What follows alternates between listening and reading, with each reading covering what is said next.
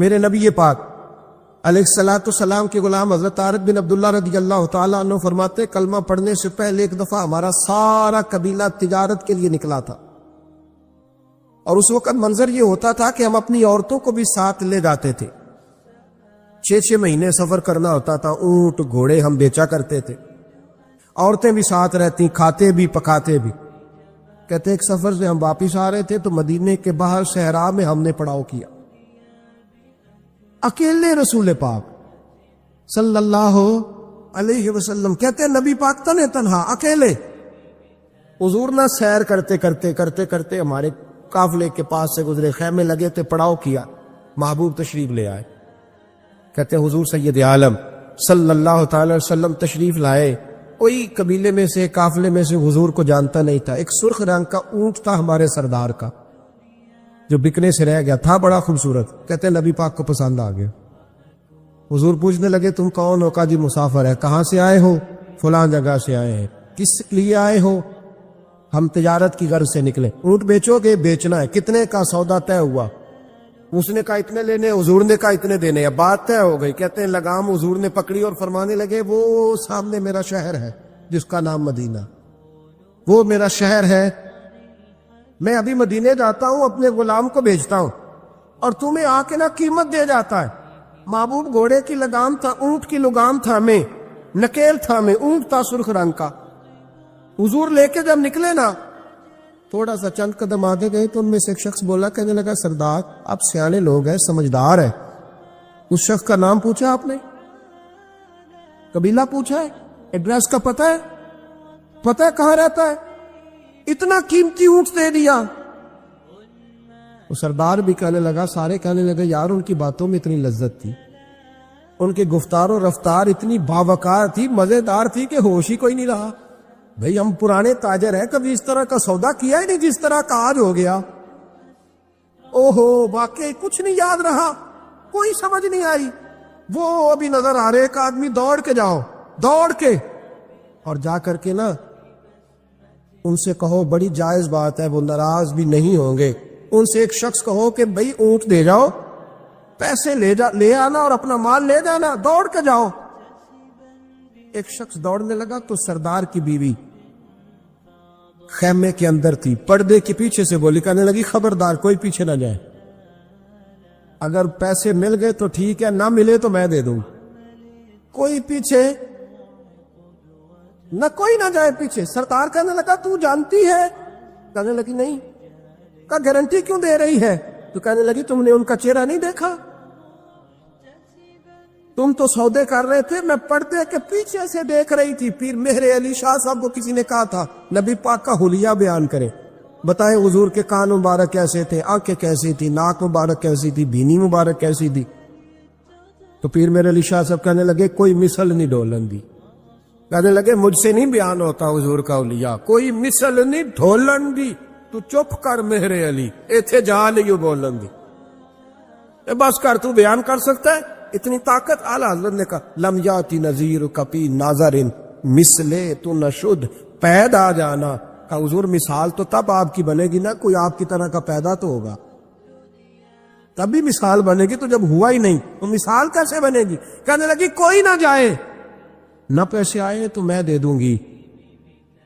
میں تو پردے کے پیچھے سے دیکھ رہی تھی، ان کے چہرے کا وقار دیکھا، ان کی آنکھوں کی روشنی دیکھی، ان کے لفظوں کا حسن دیکھا۔ تم 50 باتیں کرتے تھے، وہ ایک جواب دیتے، اور گنے چنے لفظ بولتے تھے، ان کی سادگی کا وقار دیکھا۔ جانے دو، نہ پیسے آئے تو میں دوں گی۔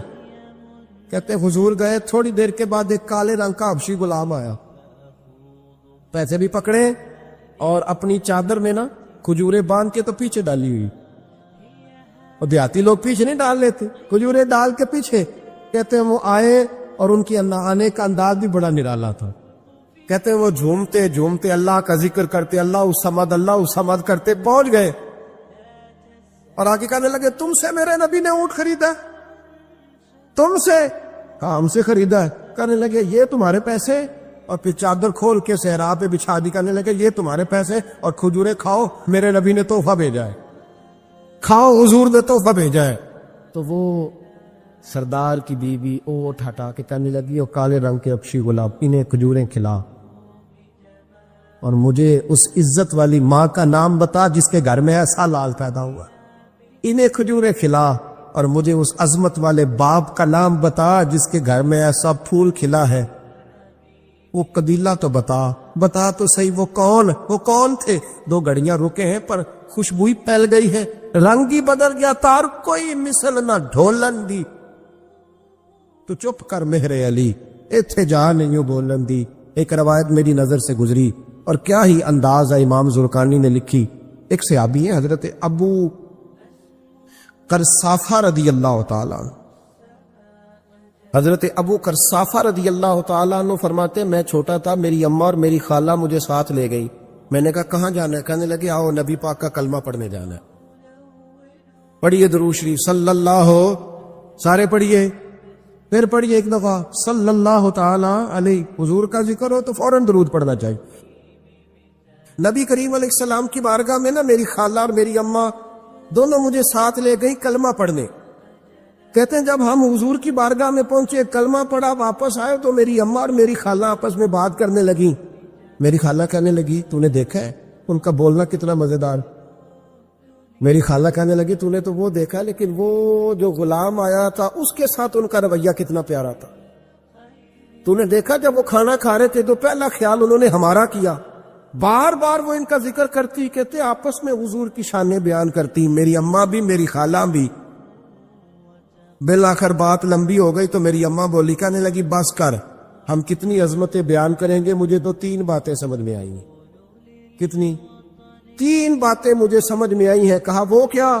تو کہنے لگی ما رأینا مثل ھذا الرجل احسن وجھا ولا القى صوبا ولا البنا کلاما، کہنے لگی مجھے تو 3 باتیں سمجھ میں آئی ہیں کہ نہ اتنا خوبصورت چہرے والا کوئی شخص دیکھا ہے، اور نہ اتنے صاف کپڑوں والا کو دیکھا ہے، اور نہ ہی اتنی میٹھی بولی بولنے والا کوئی دیکھا ہے۔ تینوں باتوں کی کمال ہے، ظاہری حسن بھی کمال، کپڑوں کی صفائی بھی کمال، اور رسول پاک کا بولنا بھی کمال، لب و لہجے میں مٹھاس بھی خوبصورتی والی۔ یہ اصل حسن ہے کہ ظاہرت بھی انسان بڑا منزہ ہو، باطناً بھی بڑا صاف ستھرا ہو۔ میرے رسول پاک علیہ الصلوۃ والسلام کا طریقہ مبارکہ پتہ کیا تھا؟ حضور صلی اللہ تعالی علیہ وآلہ وسلم جب مسجد میں نماز پڑھ لیتے تو حضرت جعفہ رضی اللہ تعالیٰ عنہ فرماتے، بخاری کی حدیث ہے، فرماتے میں مدینہ شریف میں آیا تو حضور نماز پڑھ لیتے تو صحابہ نبی پاک کے پاس آتے اور حضور کا دست مبارک پکڑ کے پہلے چومتے پھر چہروں پہ ملتے، پہلے چومتے پھر چہروں پر۔ نبی پاک کے صحابہ حضور کے قدم بھی چوما کرتے، قدموں میں جھکا کرتے تھے۔ یہ تو بھائی اس وقت پتہ چلتا جب کسی سے پیار ہو جاتا، جب کسی بندے سے، میں اکثر مثال دیا کرتا ہوں اکثر کہ کسی کا بچہ پیشاب کرے تو کہہ آتی ہے، الٹی آتی ہے، لیکن اپنا بچہ بالوں میں بھی کر دیتا ہے، پھر کوئی کہہ نہیں آتی چونکہ اپنا ہے نا، پیار ہو گیا نا۔ اب وہ کیفیت جب کسی سے محبت ہو جاتی ہے نا تو کچھ چیزیں صرف سمجھنے کی نہیں، کچھ چیزیں ایسی ہوتی ہیں جو محسوس کرنے والی ہوتی۔ اس نے کہا تھا عشق ایک ڈھونگ ہے، میں نے کہا تجھے عشق ہو خدا کرے، پھر کوئی تجھے اس سے جدا کرے، تو اسے تسبیحوں پہ پڑھا کرے، تو اسی کا نام جپا کرے، تو گلی گلی پھرا کرے، پھر میں کہوں کہ عشق ایک ڈھونگ ہے اور تو نہیں کہا کر، پھر میں کہوں کہ عشق ایک ڈھونگ ہے اور تو، اس نے کہا تھا عشق ایک ڈھونگ ہے تو میں نے کہا تجھے عشق ہو خدا کرے۔ بھائی یاد رکھو جب انسان کو محبت ہوتی ہے تو پھر اس کے انداز بدل جاتے ہیں، اس کے طور طریقے تبدیل ہو جاتے ہیں۔ وہ میں اکثر ایک بات کہا کرتا ہوں، میں کہتا ہوں بچہ باہر سے برگر کھا کے آ جاتا ہے رات، اماں کہتی بیٹے روٹی کھا لو، کہنا دوسرا گوبھی پکائی میں نہیں کھانی، حالانکہ برگر کھا آیا ہے، دور سے کھا آیا ہے، تو اماں اس کو کہتی ہے پھر میں سوئیاں نہ بنا دو تھوڑی سی اپنے بیٹے کو، فٹافٹ چاول نہ تجھے ابال دوں، ساتھ میں باریک دال بنا دیتی، کہتا نہیں میری مرضی کا پکاتے ہی نہیں، میں نے نہیں کھا ایسے۔ اب ابا جو ہے نا، ابا وہ اماں کو سمجھا رہا، کہتا چھڈ پرا، بھوک لگے گی تھی آپ ہی کھا لے گا، تو نہ ایڈی ٹینشن ہے، ایمی پہ تینوں ستاندا ہے۔ اماں کیا کہتی ہے؟ کہتی نہیں مجھے نیند نہیں آ، کہ کھائے گا تو سکون آئے گا۔ اب اس کو آپ لاکھوں دلیلیں دیں کہ سیانا بیان ہے، بچہ نہیں ہے، 22 سال کا ہے، 24 سال کا، چھوڑ تو کیا کر رہی ہے. لیکن اماں کو کوئی سمجھا سکتا؟ کیوں نہیں سمجھا سکتا؟ کہ اسے اپنے بیٹے سے پیار بڑھا. وہ کیا کرے، وہ مجبور ہے. اس کے دل کی کیفیت اس طرح کی ہے کہ کوئی دنیا کی طاقت اسے سمجھا سکتی؟ سوال ہی نہیں پیدا ہوتا کوئی اسے سمجھا سکے. یہ ممکن کیسے ہو، کیسے سکتا ہے؟ یہ محبت ہے. میرے رسول پاک علیہ السلام کے صحابی حضرت جعفہ فرماتے میں حضور کی بارگاہ میں آیا تو صحابہ کیا کرتے، نبی پاک کا دست مبارک پکڑتے، پہلے چومتے پھر چہرے پہ ملتے. بخاری ہے. فرماتے میں نے کہا یہ کیا کر رہے ہیں؟ پھر اچانک میرا بھی دل کیا ذرا کر کے تو دیکھو. کچھ چیزیں چکھنے پہ پتہ لگتا ہے کتنی مزیدار ہے. کہتے میں بھی قریب گیا، حضور کہ دست مبارک میں نے ہاتھ ڈالا. فرماتے ہاتھ پکڑا ہی تھا کہ نبی پاک کا ہاتھ برف سے بھی زیادہ ٹھنڈا. فرماتے پھر میں نے پکڑ کے چہرے پہ ملا تو کستوری سے زیادہ خوشبو آ رہی تھی دست مبارک. فرماتے اب میرا چھوڑنے کو دل ہی نہیں کر رہا، اب میری طبیعت نہیں مان رہی تھی. میرے نبی کریم علیہ السلام اللہ کی دلیل ہیں. ہر پاکیزگی، ہر حسن، ہر کیف اللہ نے اپنے رسول کو عطا فرمایا. دنیا کی جتنی غلاظتیں تھیں جب کوئی حضور کے قریب جاتا تھا تو ساری غلاظتیں دور ہو جاتی. کما ارسلنا فیکم رسولا منکم یتلو علیکم آیاتنا ویزکیکم. اللہ فرماتے میرے محبوب تم پر میری آیتیں پڑھیں گے اور تمہیں پاک فرما دے، تمہاری ساری ناپاکیاں نبی پاک دور کر دے، ہر غلاظت تم سے دور ہٹ جائے.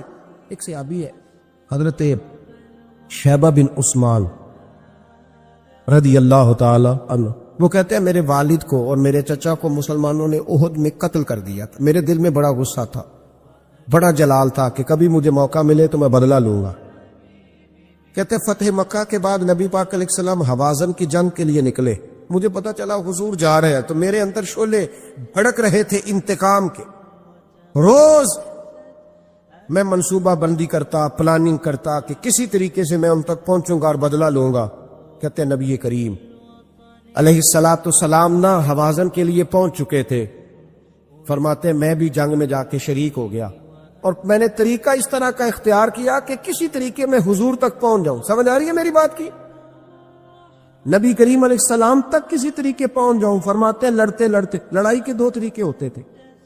کبھی تو ایسے ہوتا تھا کہ ایک دو آدمی مل کے آپس میں لڑتے تھے، پھر گمسان کا رن پڑتا تھا، گھمبیر ہو جاتی تھی جنگ، سمجھ نہیں آتی تھی تیر کہاں سے آیا، نیزہ کہاں سے آیا. فرماتے جب گمسان کا رن پڑا نا، مجھے موقع مل گیا، میں حضور کے قریب پہنچ گیا. حضرت شیبہ بن عثمان رضی اللہ تعالیٰ عنہ کہتے جب میں پہنچ گیا تو میں نے نا دیکھا کہ اب حضور کے قریب لوگ نہیں ہیں. فرماتے میں نے نا فوراً تلوار اٹھائی، تلوار اٹھا کے میں حضور کو معاذ اللہ شہید کرنے ہی لگا تھا کہ ایک نور چمکا حضور کے سامنے. بڑی درود صلی اللہ علیہ وسلم. کہتے ایک نور چمکا، اتنی تیزی تھی اس نور میں کہ میری آنکھیں بند ہو گئی، میرے ہاتھ سے تلوار گر گئی، آنکھیں چندھا گئی میری. فرماتے تلوار میرے ہاتھ سے چھوٹ گئی. اب جب وہ روشنی مدھم ہوئی نا تو میں نے دیکھا نبی پاک سامنے کھڑے مسکرا رہے ہیں. آپ نے میں نے کر دی، آپ نے سن لی. ذرا دیکھو تو صحیح، جو تلوار لہرائے اسے دیکھ کے بھی کبھی کو مسکرایا ہے؟ جس نے تلوار ہی لہرا دی، جو شہید کرنے ہی لگا تھا، پہنچ گیا تھا. لیکن یہ اخلاق میرے رسول پاک کا صلی اللہ اعلیٰ حضرت فاضل بریلوی کا ایک شعر میں نے پڑھا. کئی کچھ چیزیں ایسی ہوتی ہیں جو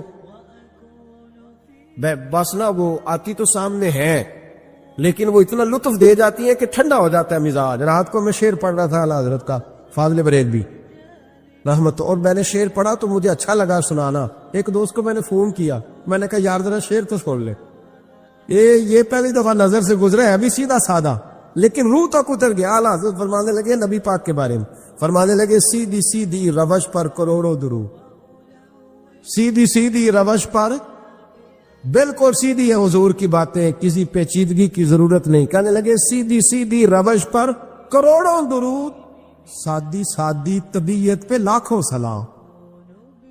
لاکھوں سلام میرے نبی کریم صلی اللہ علیہ وسلم مجھے دیکھ کے مسکرائے اور فرمایا جب حضور مسکرائے نا تو میں نبی کریم علیہ الصلوۃ والسلام کو دیکھ کے حیران ہوا کہ میں نے تلوار تانی تھی اور حضور نے مسکرانا شروع کیا. فرماتے اب حضور نے مجھے بلایا، آواز کے ساتھ نہیں بلایا، حضور نے اشارہ کیا یوں کر کے، فرمایا ادھر آؤ نا. فرماتے مجھے اب یہ بھی سمجھ نہیں آئی کہ کس نے مجھے اٹھا کے حضور کے قریب کر دیا. فرماتے میں نبی کریم کے قریب گیا تو حضور نے میرے دل پر 3 تھپکیاں دی. ایک تھپڑ ہوتا ہے، ایک تھپکی ہوتی. کہتے حضور نے 3 تھپکیاں دی اور دی بھی میرے دل پر، 1 پھر 2 پھر 3. کہتے پہلی تھپکی دی تو میرے اندر سے کفر نکل گئی، دوسری تھپکی دی تو میرے اندر ایمان داخل ہو گیا، اور تیسری تھپکی جب نبی پاک علیہ السلام نے دی تو مجھے ہر چیز سے بڑھ کر رسول اللہ سے پیار ہو گیا، محبت ہو گئی نبی کریم سے. آپ فرماتے ہیں اب حضور نے نا فوراً میرے ہاتھ میں تلوار تھمائی، فرمایا پہلے تو ہمارے